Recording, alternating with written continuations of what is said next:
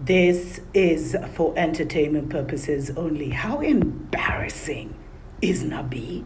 Like, seriously? So have you heard how when this Congo situation, the Democratic Republic of Congo situation went down, and the whole fight between like Rwanda and South Africa, the first person Nabi called was France.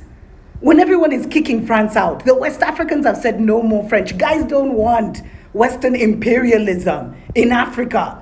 And the first person Nabi calls, and then he proudly says in a statement, I have briefed the Prime Minister or President, whatever Macron is. Africans were like, what the hell is this guy on? I swear he's such a puppet. He's such a misrepresentation of what Kenya is. And the Kenyan media, this mainstream media, they didn't say nothing, the Githeri media. But Nabi has been roasted in South Africa. Many Africans and especially Congolese believe that Kagame is the one fueling war at Goma. And the statement by William Ruto is not helping matters. Ruto has come under a lot of fire for not calling out Kagame for these accusations. I understand President Ruto is the current chair of the East African Community Summit, having taken over from President Salva Mayardit Kir of South Sudan. So in that context, I understand that he is reacting properly and saying, these are member states, let's have an urgent meeting. But it beggars belief that you are calling the president of a former colonizer and a neo-colonizer to tell you how to run African affairs. But all these are out of what I call colonial hangover. African politicians still hold the view that they must be second-guessed and supported by presidents of former colonizers. We must decolonize our minds. You don't need Macron. You don't need any president to tell us in Africa how we can make our own peace. This is why they look down upon us, that even the things we can do, we still behave as if we are school boys and school girls, and they've got to tell us what to do. I hope that when the meeting of the East African Community Heads of State is convened, heads of state will say, no, we don't want France, no, we don't want all these fellows. They could be friends of goodwill, but the territory must be defined. What we are doing for Africans, let Africans do. Nyerere was so clear in these things that lasting peace can only be achieved if it is midwifed by Africans who are guarantors. And if we want any international presence in the meeting, it should be through the institution of the United Nations in which we are members, not some foreign power. And Macron has demonstrated not once, not twice, that he has great contempt for Africa, and we should shut him out. I have a question about the war that is currently going on in DRC Congo. What is the purpose of the leaders of Africa?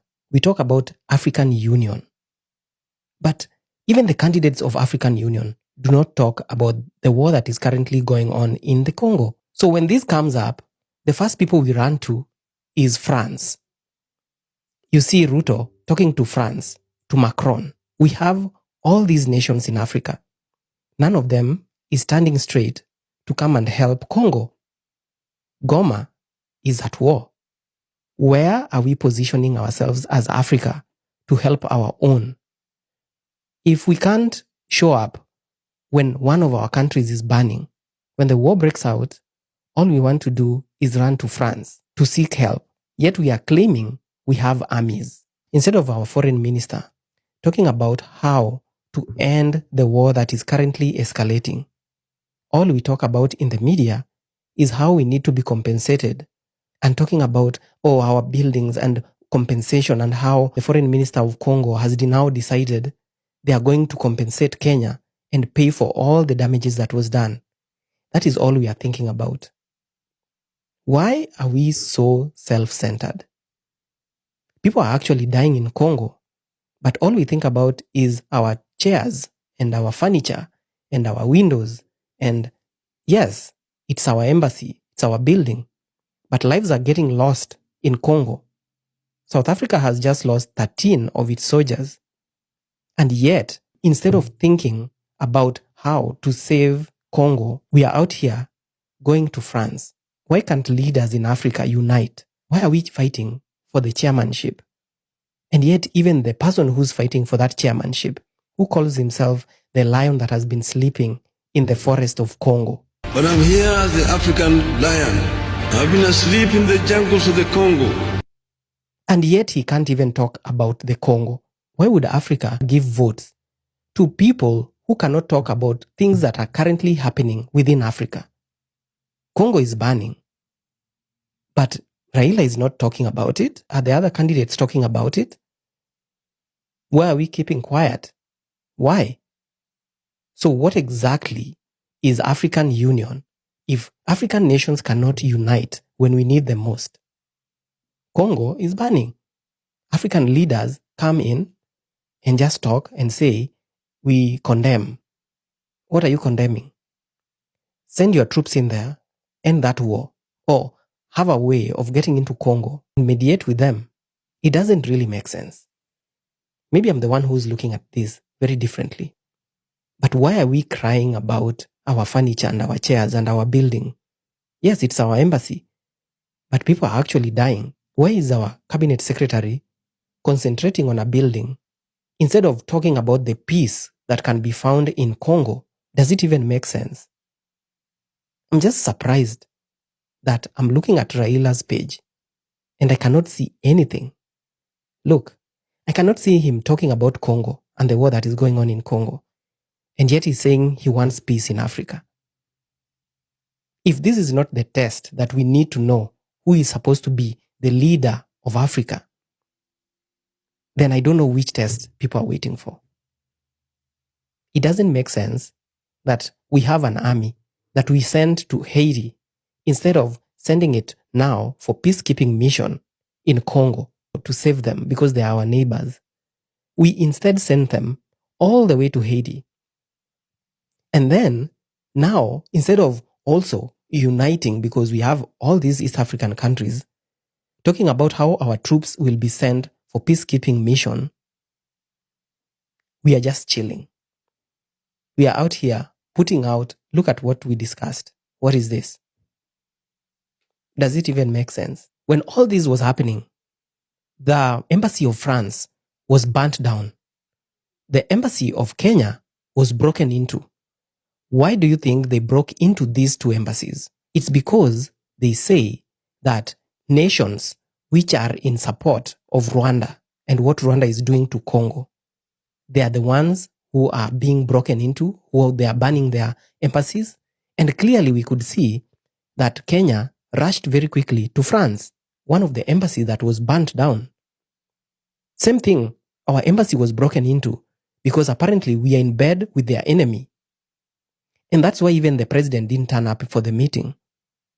So Africa, East Africa, why are we sitting down with our troops? What is the meaning of us having troops in our countries when they are just sitting in barracks, when they can't keep peace within the region that they are in? Why do we have African Union? Why do we have an East African community? Is this community just supposed to be sitting down and eating? Are we just supposed to be chilling and saying we are in a community without really helping the neighbors of our community? It really beats the whole logic of having a community, East Africa community, African Union. And all the candidates that are supposed to be in African Union are not addressing what is going on in Congo. So what is the purpose of all this? Are we trying to do or be like other people without really knowing what being those people means? Does it make sense that we are claiming we want a united Africa when we are trying to elect these leaders in February who are going to be the uniting factor in Africa? They can't even talk about the war that is going on in Congo. It doesn't make sense. It really doesn't make sense that we are running out all the way to France to seek their assistance. For what? We have troops. We have troops that can actually outnumber these guys and keep the peace.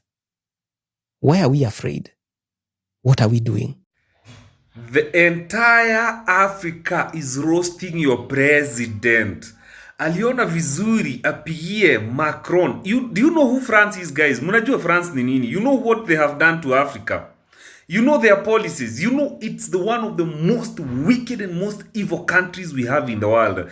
Your president aliona vizuri achukue simu, apigie Macron, amwambie blah blah blah blah Congo happening, oh sijui nini. I am telling you now, the entire Africa is roasting him when he just needed, oh my goodness, Baba man, Raila. The African presidents are also roasting Kasongo bana. And you expect to still win that AUC seat, Baba man. Wewe kuja jipatie shughuli hapa Kenya, The entire Africa is on your president's back, Kenyans. But who does that, man? Who does that, guy? Anyway. My people, President Kaongo is a big mess. Kuna hii vita ilikuwa ya wa Congo. Walafu wa Rwanda na wa South Africa wakaanza fight hapo katikati. And remember, these particular people, they don't want something to do with the French people. They don't want. Alafu President Kaongo wenu, he goes ahead and call the Prime Minister Macron. I just call him to brief him. For what purpose? And these people don't want them. Why should you do that? Kaongo, wacha uongo Kenya. Tafadhali. Let me tell you something. I'm seeing the boat sinking somewhere. To whoever who was seeking for the chairmanship, somewhere, someplace, the boat is sinking. How can you embarrass? Imagine Afrika nzima haitaki wa Faransa. Haitaki. They just want to be themselves. Alafu wewe unasema, I just called Macron to brief him. For what purpose?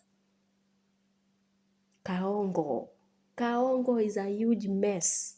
And I've said what I've said. Yeah. Thank you, very important. Aluta continues.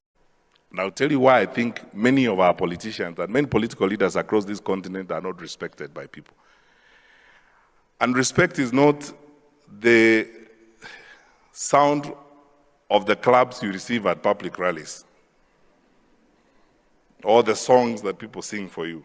I believe genuinely that respect comes out of inspiration when you inspire people and you change their lives.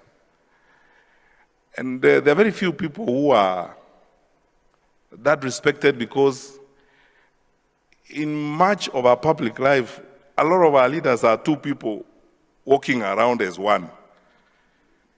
There is you who stands up before people, and there is the real you when you are away from the public. Strength of character is very important. Carrying big Bibles and pontificating religious theory is not the way.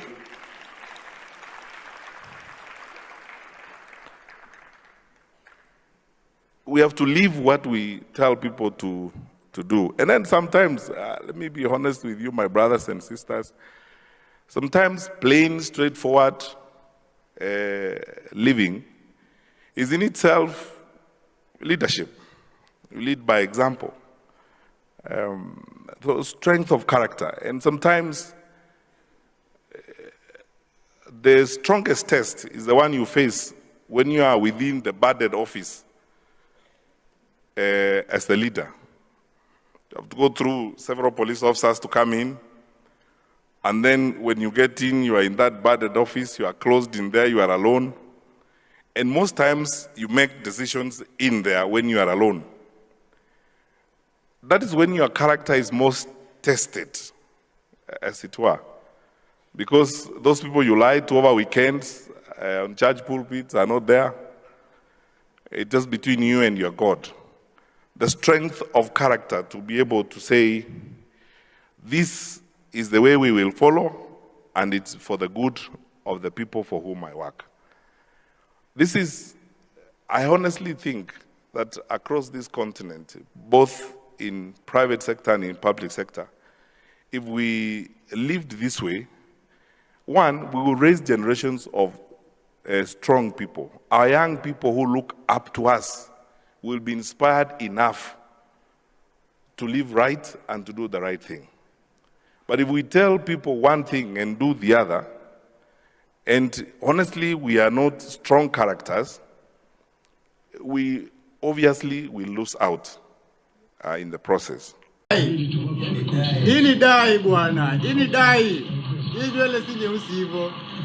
Hii ni dai. Kuwa kama wenzako bwana, kuwa kama wenzako. Wewe ushazeeka. Saa hii anaongea na Kiarabu. Ameanza na Kizungu, ameanza na French, akaingia Kizungu. Saa hii ako Kiarabu. Alafu Raila na degree yake ya welding bado anakudanganya atachukua hii kiti. Francophone countries zote zinaenda kupigia huyu mtu. Umeona hata hajachukua time mingi kumaliza kuongea. Raila na dai, ona dai. Amepaka dai. Hii ni dai. Kuwa kama wenzako. Raila ana fake mpaka huko kwa wazungu, ana fake mpaka huko AU. Ana fake kila mahali, ana fake hapa Kenya. Bwana, we are tired bwana. Ona wenzake. Huyu aenda kuwa number 2. Raila number 3. Alafu yule mwingine number 1. Take it from me.